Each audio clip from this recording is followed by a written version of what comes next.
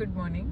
So today I am heading to Pidurangla, which is I think half an hour to 45 minutes away from where I stay. The reason why I'm going to Pidurangla and not Sigiriya is because Sigiriya entry fee is like very heavy. I don't know for what reason. The owner at my hotel, she told me that it's of very importance to them. Their ancestry and all the cultural heritage is inbuilt in that place. That's the reason why it's super expensive. For foreign nationals, it's $30. For SAARC countries, it's $20.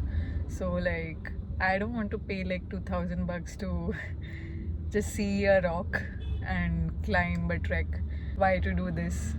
So Pidurangla is similar, but it's not. It's just a panoramic mountain view that you get, which is also beautiful. So I might as well spend my time there. So yeah.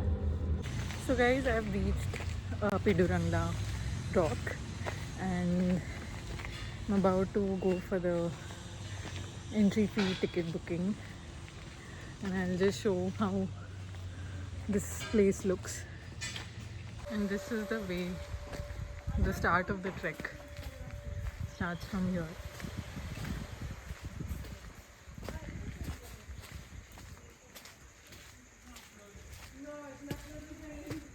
Okay, so the stairs are a little steep.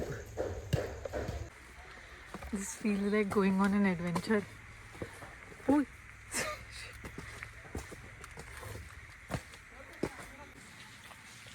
So I just climbed one difficult step, which wasn't that difficult. It was just very small surface area to climb on the steps, and this is the way to go.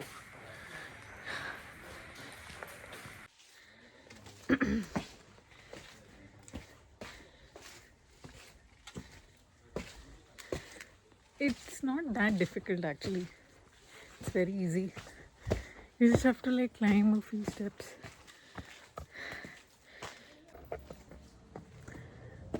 So it seems like it's going to be a lot more time.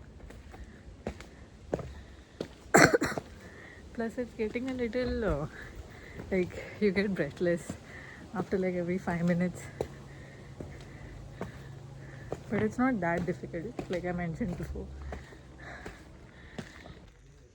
Hi guys, so I finally reached back to my base.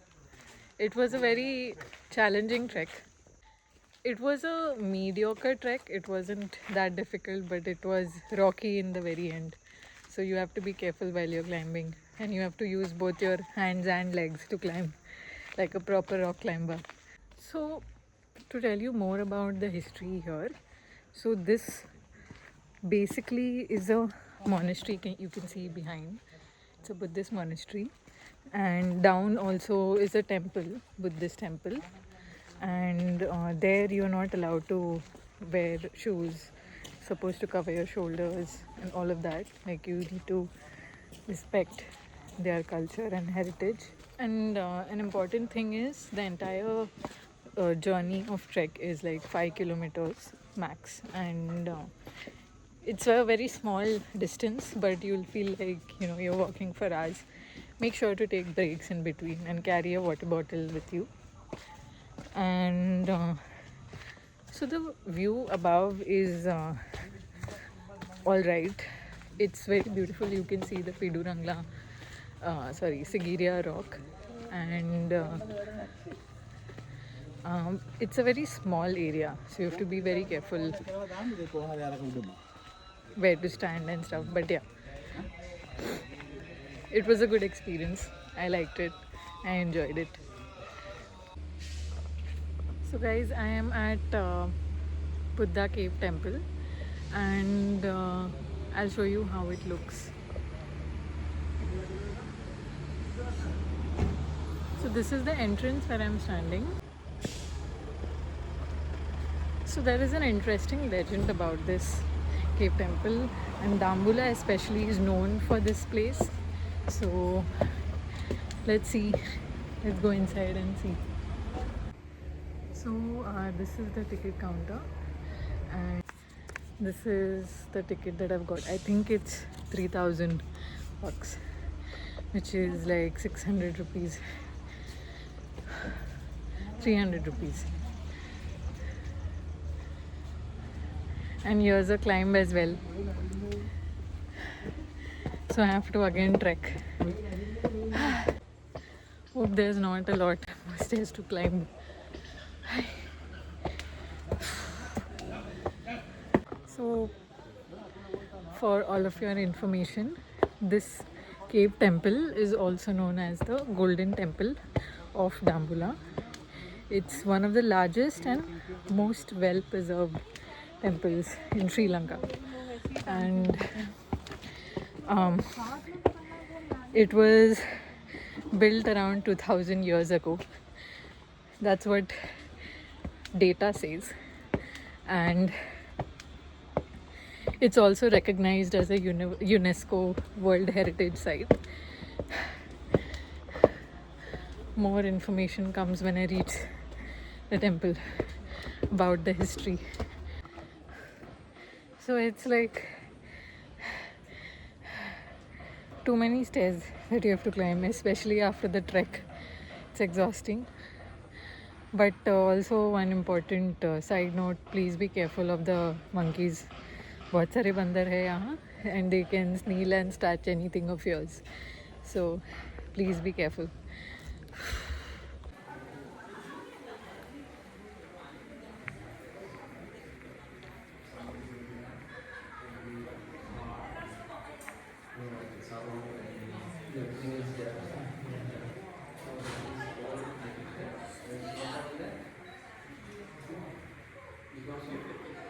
Guys, this Buddha statue, it's a 14-meter long Buddha statue, and it's the statue it's a statue under the cave of the Divine King, a 14-meter long Buddha statue. So this cave is very beautiful. Getting very different vibes from here.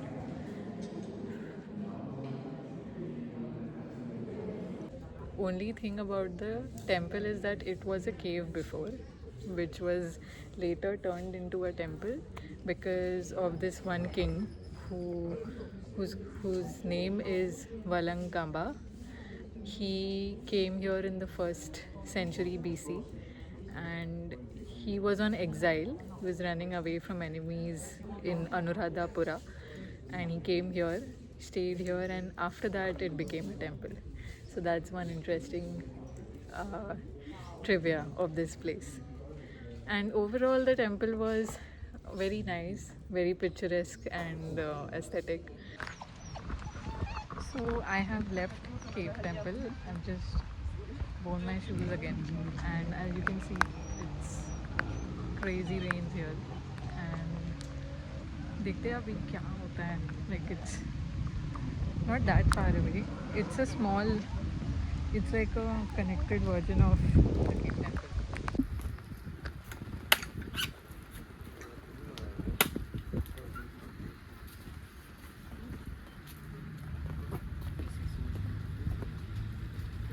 Oh, thank you. So I just had, as you saw, a coconut water, and it was very sweet. You should definitely try it. And I also tasted the malai, and it was like mouth melting. So it's very recommendable, and I got it for 300 bucks. So 300 I'll grab. So yeah. So guys, this is how the Golden Temple looks. It's actually a Buddhist museum, and also, as you know, there is entry fee for everything. There is an entry fee for this as well. But I am not going because I'm very tired, but it's very picturesque and aesthetic. So I have taken all the pictures that I need. And yeah, so I think here it's a lot about the importance of Buddhism. That's the reason why they have made such a grand place for the Buddha. So clearly they worship the god here. And so what I came to know from the one of the tuk-tuk drivers is that 70% is Buddhism in Sri Lanka, 10% is Hindu, remaining 10% is um, Muslim population, and remaining 5% Christian and whatever other religions are there. So yeah. So now I am heading back to my hotel. I am exhausted from all the travels and trek that I've done today. So with this, I end today's vlog. That's it for me for today in Dambulla. I think I've covered all the parts here.